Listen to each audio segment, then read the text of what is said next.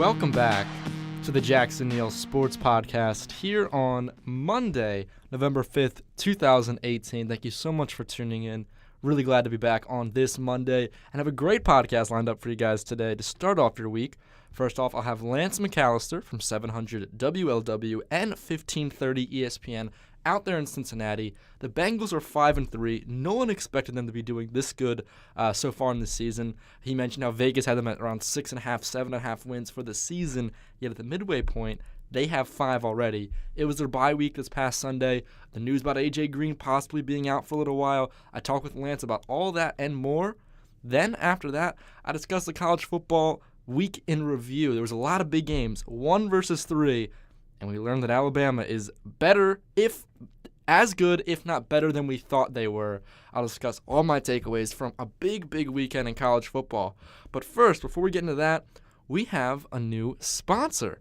The Jackson Neill Sports Podcast is presented by Believe the Hype. Believe the Hype is a brand new company selling the latest sneakers, and currently in stock right now, they have the new Air Force One Skeleton Edition from Halloween in a size 10.5. Visit the links in the description to find that sale, where you can pick those up, as well as their social medias at Believe Hype 2018 on Instagram and Twitter. That's the new official sponsor of the Jackson Neill Sports Podcast. Finally moving up in the world, getting a sponsor for the podcast. But now let's get into my conversation with Lance, discussing the Cincinnati Bengals and what's going on with that team during their bye week. So far, what has the feeling been surrounding the Bengals this year? I think there was the anticipation of an underwhelming season. I think the fan base was scarred from what happened last season and the fact that Marvin was brought back. But then they started finding ways to win early in the season, and they built up some momentum. The excitement started to grow, and then it was more of the ghost of the past coming back. It was a loss on national TV to Kansas City. It was a loss to the rival Pittsburgh Steelers. So I think it's kind of reset the fan base to think same old Bengals in their mind, and that means in their mind, if they get to the playoffs, they'll lose in the first round. Now, there's a lot of football between now and then. I look at it as at 5-3, they put themselves in a position to make the second half of the season interesting, and they're gonna go from there. Mm-hmm. Yeah, definitely. Because I think, coming into this season, if I remember correctly, the expectations were not for the Bengals at this point to be 5-3 and competing for the AFC North title. So at least as a fan base, you got to be thinking they're doing better than expected. Yeah, depending on who you talk to, there were some national pundits who thought this was a 4-win team. I think Vegas, depending on who you talk to in Vegas, had them somewhere around 6.5 to 7, maybe 7.5 wins. At the midway point, for all they've gone through from an injury standpoint, to be 5-3 with 6 new coaches on the staff, with the second youngest roster in the league, and with all the injuries, 5-3 has put them in a position that I think they'll take right now. And I think the thought is get some guys back, although the recent A.J. Green news kind of throws a monkey wrench into things. But I think they've got some guys coming back that are going to help them specifically on the defensive side, and I think it's going to make for an interesting second half of the season. Yeah, you bring up the defense right there. I mean, the defense has certainly not been the strong suit for this team. What do you think? They're getting guys back, like you mentioned, but what do you think this defense needs to improve on specifically if they hope to really, help out this team more? Well, their biggest problem has been the linebacking group. They at times have got to the quarterback, other times they haven't. But in the middle of that's where they've been attacked. I think Pro Football Focus would tell you they're the most attacked linebacking group in the NFL. They've given up the most first downs. They've given up the most yardage. And losing Nick Vigil, for all the attention Vontaze Burfict gets, Nick Vigil has been their best linebacker. In this day and age, if you've got a linebacker who can drop and run with receivers and tight ends, you're going to have a chance. And Nick did that, but he's been out, and I think that's been a major issue that's really exposed further that linebacking group. But I think if they get him back, which should be in the next week or two, and get Darqueze Dennard back, he's their third corner. And I don't think there's enough appreciation of, in this day and age of the NFL, your third corner is in all practical purposes, a starter, and they lost him. The roster, top to bottom, has depth. I mean, you talk to people around the league, and they'll say, a lot of teams will think they've got a group of guys, and then the back end of the roster is, we're still developing these guys. This roster is solid top to bottom. The problem is it's still young in a lot of spaces, and when you get injuries and have to plug guys in, they're young guys who simply haven't been there, done that, and they're seeing things for the first time, and they're doing it on the fly. and they get exposed, and sometimes their confidence takes a hit.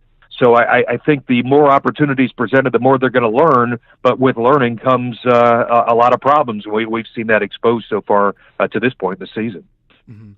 And on the offensive side of the ball, a lot of their wins are coming when they're scoring 34, 37, or 27 points. They have to put a lot on the scoreboard in order to win these games. Do you think this offensive output is sustainable for the rest of the season? It depends on one. The A.J. Green news is the newest information, and that's the foot, specifically the toe, which leads some to believe it's at least a couple of games he's going to miss, others to believe it's going to be a season. The rest of the season he's going to miss. We'll find out more this week. But they've kind of been behind the eight ball offensively. It is amazing to consider. If you just factor in the offense, take away the 4 defensive scores this year, the offense is still averaging about 27 points a game, which is about 8 more than a year ago. And yet this offense has been without Giovanni Bernard at times. It's been without Tyler Eifert. They've had 4 tight ends get hurt. Their center went down a game and a half into the season. So they've been able to adjust to all of that and still, I think, be better offensively than people figured. But if A.J. Green misses time and John Ross doesn't take the next step, I think realistically with A.J.'s injury, John Ross has to become, I don't want to say a star, but he's got to become a factor. And 1, he's got to get healthy. 2, he's got to work on his confidence. And 3, he's actually got to go out and do it. I think that's the great question about this offense in the second half. Is John Ross going to be able to be a factor for this offense? I think Giovanni Bernard's going to come back, and I think Billy Price is going to be back in maybe a week or so, but they just got to get a threat. They got to make John Ross a guy who makes defenses think and worry, and he hasn't been able to do that to this point. Mm-hmm. So right now the Bengals are sitting at 5-3. They're right behind Pittsburgh, who's 5-2-1, for the lead in the AFC North. Looking for the rest of this season, what are some realistic expectations in your mind for the rest of the season for Cincinnati? I think realistically the wild card is in play. I think the way the Steelers are playing, the role they're on, the fact they've already beaten the Bengals once, the fact that the second meeting is at Pittsburgh, I don't think it's as realistic to think that the Bengals can win the division. The wild card, though, I believe is still in play. You're talking about behind them in the pecking order, that the Dolphins and the Ravens in the next 2 slots, and the Bengals have beaten both the Dolphins and the Ravens. But as I say, and that's a big but, the A.J. injury is going to play a significant role in what this team can do in the second half. I think where they are, a lot of this is going to hinge on what A.J. Green's health is the rest of the way. If he misses a couple of games, if he misses the whole season, that's going to change the dynamic of this. But with 8 games to go, I don't think the division is realistic. I think the wild card is. They'd be in the playoffs right now. And if you look in the pecking order of the wild card, they're ahead of the Dolphins and they're ahead of the Ravens. They've beaten both of those teams. So I think it's in play. They need to have a lot of things break their way. But I think the wild card is a realistic option for this team. I think the defense is going to get better, and I think if they get some pieces back offensively, they may have to scramble a little if AJ's not there, but I think they've got a chance to go. I said from the start of the season, I thought Week 17 in Pittsburgh would be a play-in game for this team. Winning, you're in, losing, you're out, and I haven't seen anything that leads me to believe that's not going to be the case at this point. Yeah, certainly that game at the Steelers on December 30th, that's going to be a big one. And Lance, thank you so much for doing this interview. You got it. Glad to do it, and glad to help anytime I can. A big thank you to Lance for coming onto the show. Remember, check out his stuff for 700 WLW as well as 1530 ESPN out there in Cincinnati. He's on Twitter, Lance McAlister. Go search that up and follow him. He's a really great follow as well. Big thank you for him to coming on the show, and hopefully I can bring him on soon again because hopefully the Bengals continue this great season they're having. But now let's switch over to college football, where there was just a really, really big weekend that occurred in the land, in the nation, where we saw several ranked teams go down, including in the top 10. And just going through these games, I want to go through some of these scores and just give us some takeaways and look forward to what this means now going forward for college football. And of course, the game anyone has to start out after this weekend has to be that Alabama LSU game. The game of the weekend coming into this, really the game of the season we were all thinking about that this could possibly become one at number 3. If Alabama was going to go down this season, there was not much better of a shot than during this week because while their schedule is the normal SEC one. Let's be frank, it's not that difficult of one. Besides LSU, Texas A&M beating them 45-23, that was pretty much their biggest statement win. Now they have, Mississippi State. They're coming to Tuscaloosa soon. They have to play against Auburn, but we've seen Auburn, up and down through this season at best. But right now, with that win, they clinch. With this 29-0 winner, they clinch show up in the SEC championship game where they'll play against Georgia. More on that Georgia-Kentucky game coming up in a second. But looking at this Alabama team, this 29-0 scoreline, well, during the game I tweeted out something where I said basically that the longer this game stays close, the more it feels like LSU has a chance. And while it did feel like that for a little while, after the first quarter, it was 6-0. And then going into halftime, it looked like for a second there we were going to get the scoreline where it was only maybe a touchdown or two, not that much, less than 10 points, basically.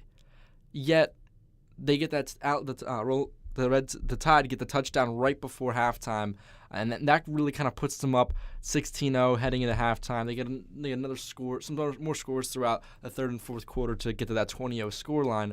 And really for LSU, what it came down to was the fact that while this defense was missing people, we saw some people kind of leave the game with injuries here or there, not having their star Hines for the first half.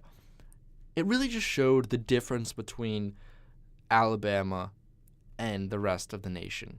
Because LSU is a team where I don't really know what other teams compare in terms of how strong they are besides LSU. Obviously Alabama, but you look at a team like Clemson, if Clemson had to go to LSU, that'd be a very close game. I think they're very close. I think LSU is better than Notre Dame. They certainly look like they have more talent than them. I'd put that money on LSU against Michigan, have a close one, against Georgia, Oklahoma, Kentucky. You go down the list of these top 10 teams in this weekend, and LSU is obviously, they were number 3, but they could hang with anybody except Alabama. And even when Alabama has to go to a place like Death Valley, one of the toughest places to play, and we saw it take a toll on Alabama. They had false starts. They had some miscommunications between Tua and the offensive line. Even as we saw that, they were still able to roll to a win of almost 30 points. Yeah, Tua had an off game, but he still had hundreds of yards of throwing, multiple touchdowns through the air, running for a touchdown. He still put up great numbers, and he still had a fantastic game, but just down by his standards, I guess. So when you take all that into consideration, you begin to question, will Alabama be challenged? And looking at the remaining schedule, the game that you're highlighting is that SEC championship game, because they have to go up against Georgia, who clinched a meeting in that game as they beat Kentucky. You have to admit, looking at that game, you were kind of hoping that Kentucky maybe would have pulled something out, even though I think Georgia's the much better team. Kentucky just being in that situation where we haven't really seen this. This was probably the most important game in Kentucky's football program history. They're a basketball school, but to be thinking they could be number 9 in the country, hosting number 6, and have a legitimate shot at winning and going to the SEC championship game, it really meant a lot. Could mean a lot for this program, but just not able to complete that as they fell 34-17. But now with Georgia, it puts them on a collision course for that December 1st matchup against Alabama. That game, that another time they're playing against each other, whether it's the SEC championship game, the national championship game. These two teams in the past year or so have really been just on collision courses, one coming from the SEC East, one coming from the SEC West, for each other. And one of the common opponents they have is LSU now. Because LSU, Georgia went to LSU and lost 36-16, and we just mentioned Alabama went to LSU and won 29-0. And while I don't like to do that as a straight-up comparison for teams, because football is so matchup-oriented, how well do you match up with the other team, that sometimes when you get those, common opponents, they won by this much, lost by this much, it doesn't really tell the whole story. But if you look at Georgia, there's not many teams in the nation who I think could challenge Alabama. Coming into this weekend, I had a short list of about 3. LSU, if LSU could get them at home, which they did, not able to pull that off. Georgia and Clemson. As of right now, we know LSU, that's out of the equation. But Georgia and Clemson are the last two teams, I think, that have legitimate shots at contending with Alabama. Because they both have some dynamic quarterbacks, whether it's Lawrence or Fromm, and they both just have the surrounding teams and the depth and the just pedigree of championship winning in recent years. Georgia didn't win a national title, but they got so close. And the SEC, going through the SEC, they are on that level, similar level to Alabama. The problem is that we keep talking about, okay, what teams could contend with Alabama? Who's getting close to Alabama? And this is something they brought up in the broadcast, and something that I think gets overlooked so many times, is that in this conversation of who's catching up to Alabama, we have to remember that Alabama is not a still target. While every other team in the nation is improving, they're improving as well. Each game, another game under his belt for Tua. This was Tua's, besides the second half of that national championship game, this was Tua's toughest road test of his career. And in my mind, he passed with flying colors because there was such a great team surrounding him. Now, there were definitely some throws I was questioning, but you look at the receiving corps of Alabama. I saw this somewhere where it's crazy for Alabama how their receivers went from Calvin Ridley to now their entire wide receiving corps is able to make those one-handed grabs, jumping up in the air, reaching backwards, as you saw in that LSU game. Is that as these teams we talk about, whether it's Georgia or Clemson or anyone else, as they're trying to get closer to competing with Alabama, Alabama is still improving week in and week out. And you know that after this LSU game, they're going to have a lot of changes because there was stuff they did wrong. There were dropped interceptions by this Bama defense. There were errant throws that should have been picked off for Tua.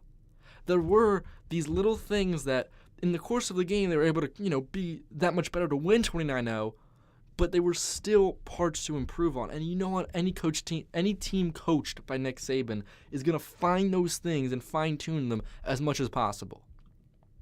So looking at the rest of this season, it becomes who can contend with Alabama for that national title. And I'm looking at Georgia and I'm looking at Clemson.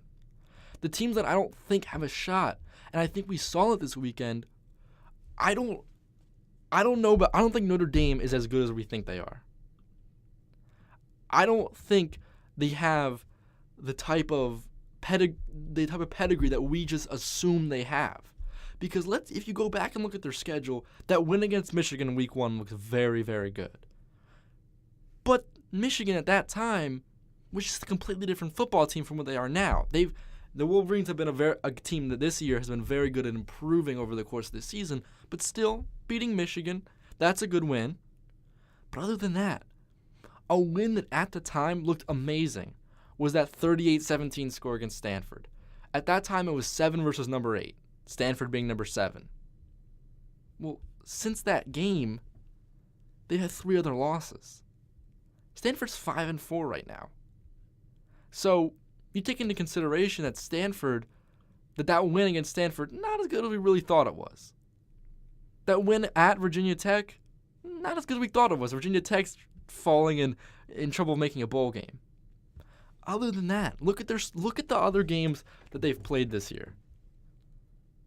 Ball State, second week of the season. That's a 1-score game, 8 points.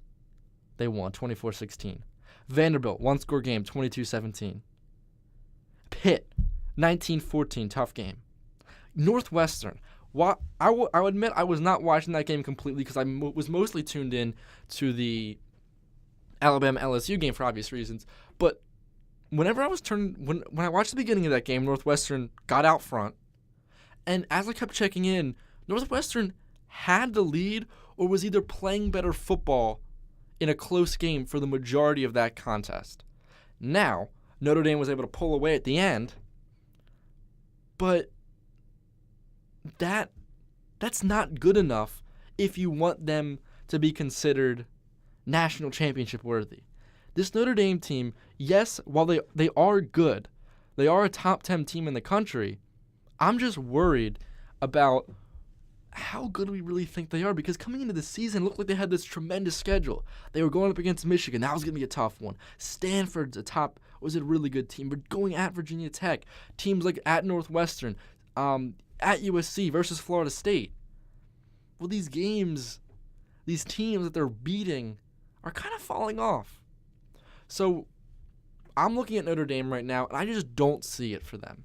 While a team, and the difference I think between a team like them and somebody like Clemson is that, yes, Clemson does not have this tremendous amount of blowout of great wins you look at.